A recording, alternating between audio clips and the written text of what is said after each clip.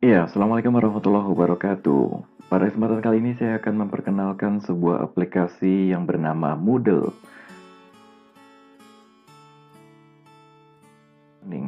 di mana kalau Bapak Ibu membutuhkan sebuah aplikasi untuk pembelajaran jarak jauh, Moodle lah yang menurut saya paling oke, karena paling populer di dunia. Kenapa dia populer? Karena Moodle ini komplit sekali. Bapak Ibu benar-benar bisa untuk membuat seolah-olah ada sekolah maya, tidak hanya sebagai kelas tapi sekolah. Karena nanti dengan Moodle ini Bapak Ibu bisa membuat kelas-kelas, kemudian dari kelas-kelas tersebut Bapak Ibu bisa bikin kategori berdasarkan mata pelajaran, kemudian tiap mata pelajaran Bapak Ibu bisa isikan dengan konten-konten yang menarik. Bisa Bapak Ibu inputkan video, kemudian suara, atau link ke sebuah website, atau Bapak Ibu juga bisa melakukan ulangan secara online di dalam aplikasi ini. Ya, pertama kali Bapak Ibu harus akses website Moodle-nya Bapak dan Ibu ya. Tergantung server yang Bapak Ibu gunakan pada saat install. Di sini saya akan gunakan kelas online SMA Negeri 1 Depok. Kita login dulu Bapak dan Ibu. Ya, setelah masuk di sini ada menu dashboard, site home dan lain-lain. Kemudian di sini ada previewnya. Untuk preview untuk dashboard itu ada Recent Access Course, di mana di sini adalah kegiatan pembelajaran yang baru saja Bapak Ibu akses. Kalau di bawahnya ini adalah mata pelajaran yang dibuat oleh guru-guru, teman-teman rekan-rekan kita, seperti itu. Jadi untuk model ini sebenarnya satu tempat, satu wadah, tapi kemudian dibuat bareng-bareng, buat rame-rame oleh guru-guru, kemudian jadilah sebagai media pembelajaran jarak jauh. Nah, ini dashboard site home. Untuk site home ini di sini ada kategori-kategori ya Bapak dan Ibu. Kita lihat di sini untuk di SMA Negeri 1 Depok ada 3 kategori utama, yaitu kelas 10, kelas 11 dan kelas 12. Ini kategori utamanya. Nah, kalau kemudian kita klik kelas 10-nya misalnya, maka di dalamnya itu ada lagi subkategori yang lebih spesifik. Jadi ada kelas 10.1 IPA, 10.2 IPA dan seterusnya. Seperti itu. Nah, kemudian begitu pula dengan di kelas 11 maupun di kelas 12. Nah, kalau kita klik salah satu kelasnya, maka akan ada sub-sub kategori lagi, yaitu mata pelajaran. Seperti itu. Nah, setiap mata pelajaran ini, kalau kita klik lagi, maka dia akan ada barulah kegiatan pembelajarannya. Pertemuan pertama, pertemuan kedua, seperti itu. Jadi kalau kita klik salah satu contohnya, untuk pertemuan pertama, nah seperti ini. Ada Vikonnya dan lain-lain. Seperti itu Bapak dan Ibu ya. Kita balik lagi, ini ada navigasi di atas. Ya, seperti ini Bapak Ibu pembelajarannya. Nah, di sini jadi di dalam aplikasi ini setiap guru yang mengajar itu tinggal kemudian memilih kelasnya yang diajar, kemudian mata pelajaran apa yang diajar, kemudian membuat kontennya, membuat isinya, membuat pembelajarannya seperti apa. Nah, nanti siswa-siswinya akan jadi lebih mudah karena sudah terkategorikan di tiap-tiap kelasnya dan ada mata pelajarannya dan sudah diinputkan, sehingga nanti akan lebih mudah buat para putra-putri kita yang sedang belajar ini untuk menentukan di mana kelasnya dan mata pelajaran apa yang harusnya mereka pelajari. Demikian Bapak dan Ibu. Dan pada kesempatan kali ini kita akan belajar bagaimana cara membuat kategori-kategori beserta dengan subkategori dan sub-subkategori. Nah, caranya adalah pertama kali Bapak Ibu klik dulu salah satu kelas. Kemudian di sini akan muncul Manage Course. Bapak Ibu klik Manage Course. Nah, di dalam Manage Course ini, Bapak Ibu yang utama kan kita masih ingat ada 3 ya, 10, 11, dan 12. Nah, cara membuatnya kalau misalnya belum ada, Bapak Ibu tinggal, ini biasanya ini nggak ada. Tinggal klik aja Create New Category. Nah, Bapak Ibu kemudian di sini ada penampakan yang namanya Parental Category, dan kategori name dan ke bawahnya. Yang penting perhatikan parental kategori. Nah, Bapak Ibu kalau diklik, di sini akan muncul beragam kategori, ada subkategori, ada sub-sub, ada kemudian yang topnya yaitu kategori utama. Nah, kalau kita mau membuat kategori utama, maka kliklah top yang di atas sini sebagai kategori utama. Kemudian kita ketikkan kelas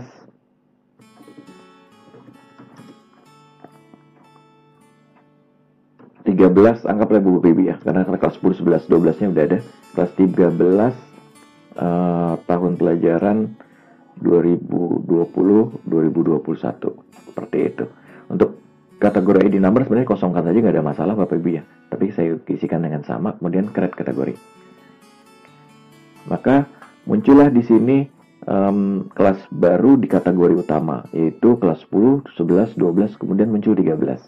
Nah, jadi masalah bagaimana kalau misalnya ketikanya ada yang salah seperti ini, harusnya kan ini kan huruf, kenapa kemudian Romawi?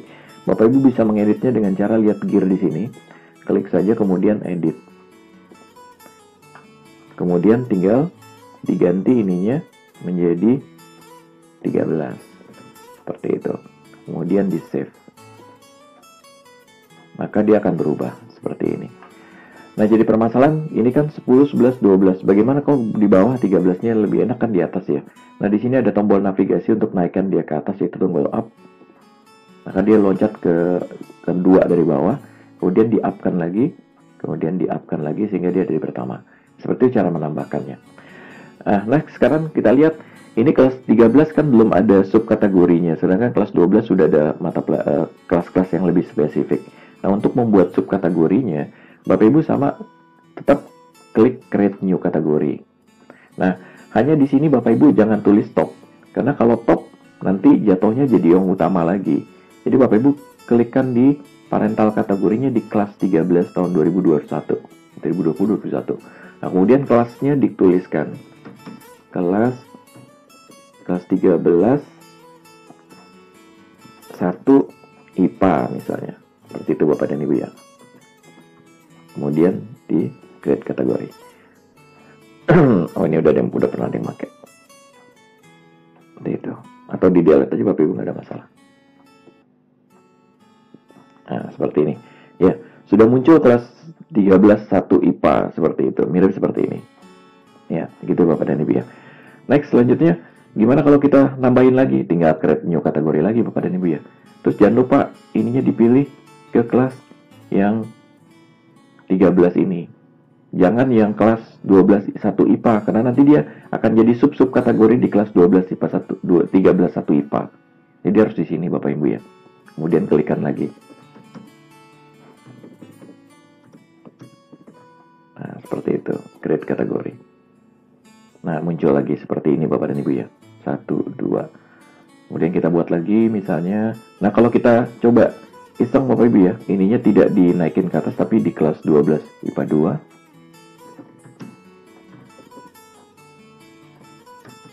IPA, maka dia akan jadi subparental seperti ini, sub kategori jadinya Bapak dan Ibu ya, seperti itu. Jadi ini ada kelas 12, kelas 13, kemudian kelas 13 1, kelas 13 2, tiba-tiba di bawah kelas 13 2 ada kelas 13 3. Jadi bagian dari ini. Nah, untuk memperbaikannya gimana? Jangan di-delete sayang Bapak Ibu, mendingan diedit. Klik seperti ini, edit, perbaiki aja parentalnya. Yang ini, naikin ke atas sebelah sini, kemudian di save. Maka dia akan sejajar lagi, tidak lagi jadi subkategori. Seperti itu. Nah, kalau udah Bapak Ibu bisa lihat di sini ada plus menandakan bahwa dia ada subkategori. Yang ini udah ada karena udah kita tambahkan 3. Seperti itu. Nah, bagaimana cara untuk kemudian membuat mata pelajaran seperti ini? Ada pendidikan agama dan budi pekerti, kemudian ada PKN, seperti itu Bapak dan Ibu ya. Nah, untuk membuatnya caranya adalah Bapak Ibu sama seperti tadi. Jadi tinggal create new kategori.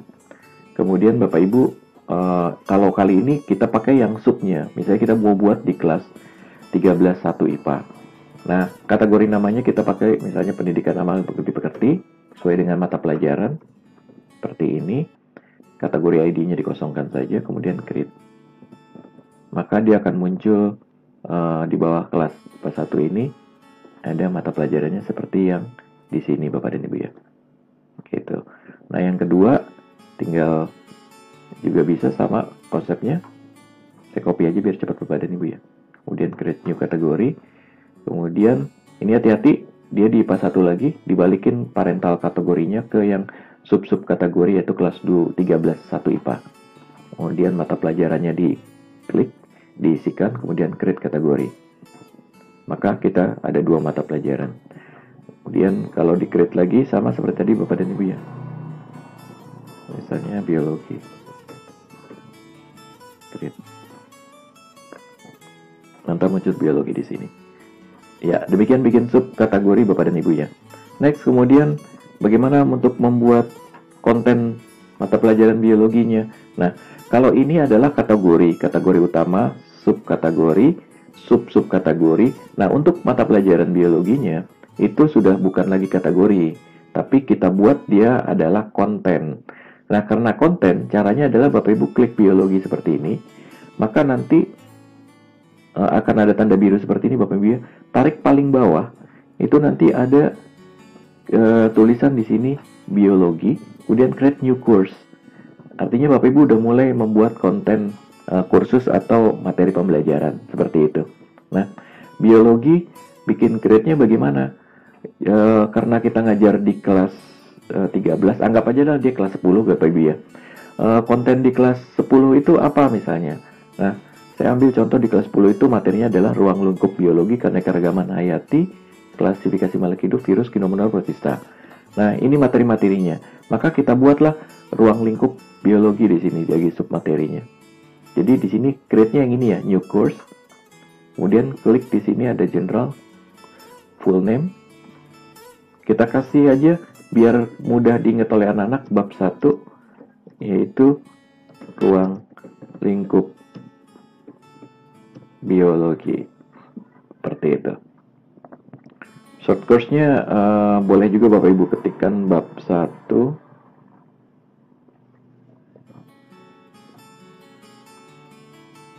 Tatap muka pertama.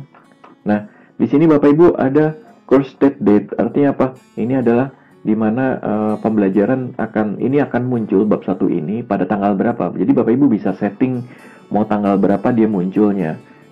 Jadi kalau misalnya ini Bapak Ibu setting misalnya bulan Juli, nanti munculnya bulan Juli. Jadi anak-anak tidak akan bisa ngelihat bab 1 ini. Seperti itu. Nah, sementara saya setting di hari ini aja supaya nanti kita anak-anak kalau misalnya ngelihat bisa kelihatan. Nah, course end date ini adalah batas akhir kursus ini. Jadi kalau udah lewat dari tanggal yang kita tetapkan, maka dia tidak bisa diakses lagi oleh anak-anak. Nah, saran saya kita gunakan, ini kan di semester ganjil ya Bapak Ibu ya, bulan Juli. Maka akhir pembelajaran di semester ganjil itu di bulan Desember. Maka biasanya enaknya kita taruh di bulan Desember.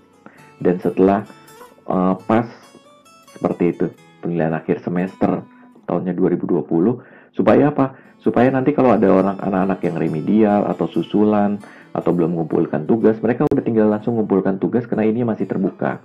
Jadi makanya kemudian course end date-nya kita taruh di akhir semester aja, sehingga nanti memudahkan siswa-siswa yang tidak sempat mengakses website ini atau ada kendala, sehingga dia bisa mengikutinya di lain waktu. It's okay, nggak ada masalah gitu Bapak dan Ibu.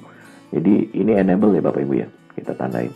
Karena kalau enggak, maka dia anak-anak bisa mengakses kapanpun gitu, sampai kapanpun.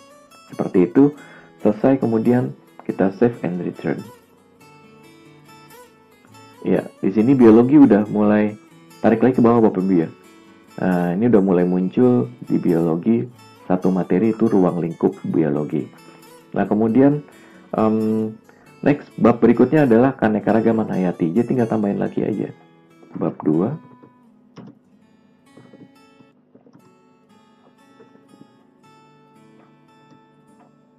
Aduh.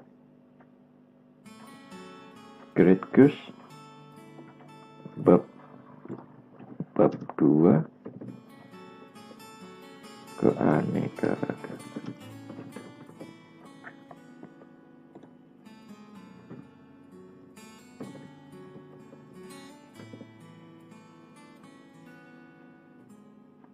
Ya, ini juga jangan lupa Bapak Ibu ya. Desember 2020 seperti ini. Kemudian lainnya kosongkan saja, kemudian save and return. Maka Bapak Ibu kalau tarik lagi ke bawah, ini akan ada keanekaragaman hayati dan ruang lingkup biologi.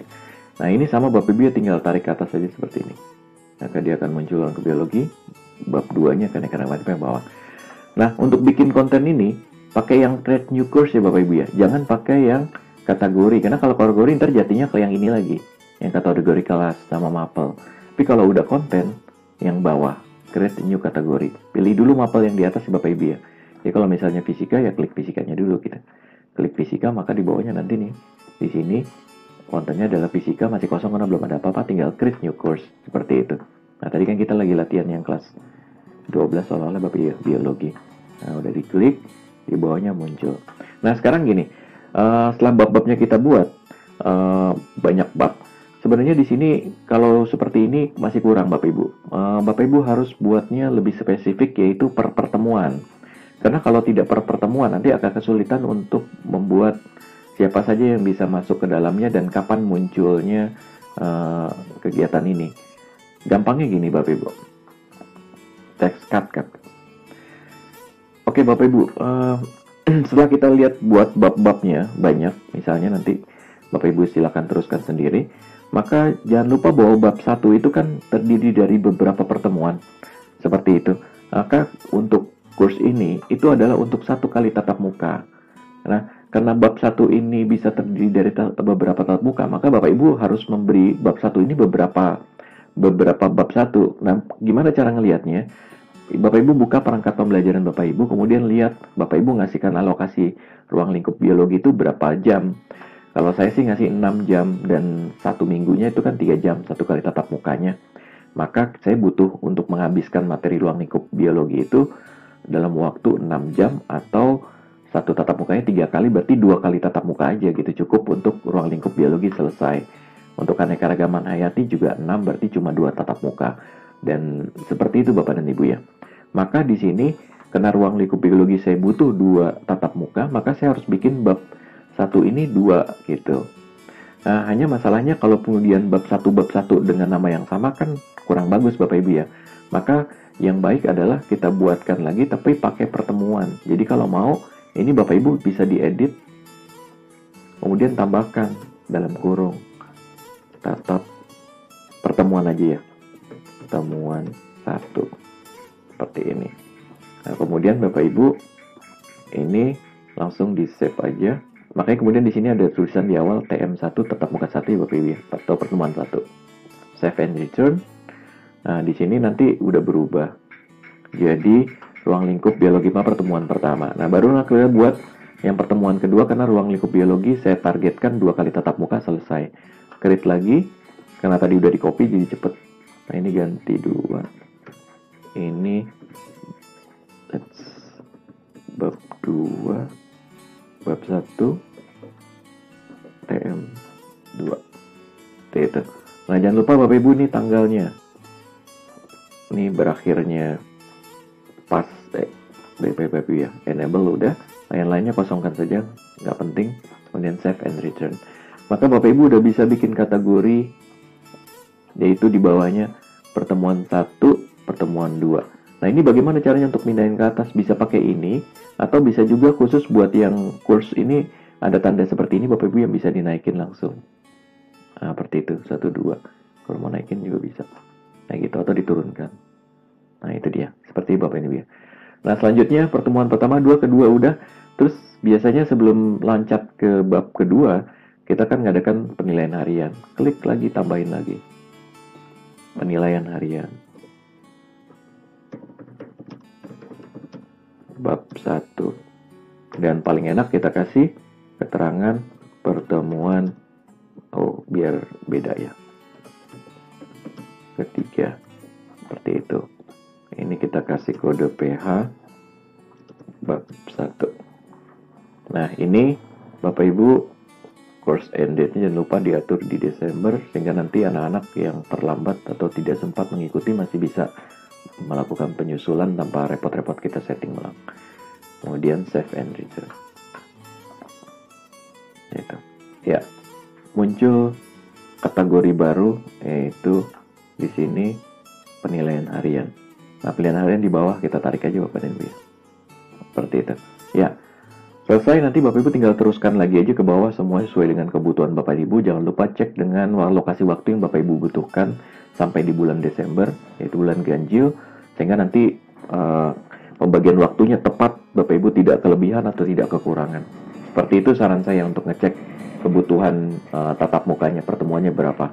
Seperti Bapak Ibu, nah kalau kita lihat lagi konsepnya, balik lagi aja ke site home Bapak Ibu. Sekarang kita lihat untuk kelas 13 IPA 13.1 IPA, ini ada biologi, subkelasnya. Kemudian Bapak Ibu bisa lihat sini udah ada mata pelajarannya bab 1, bab 2, bab 3. Hanya konten isinya belum ada ya Bapak Ibu ya. Nanti kita belajar lebih lanjut tentang konten isinya apa aja, bagaimana cara menginputnya di part kedua. Demikian, terima kasih.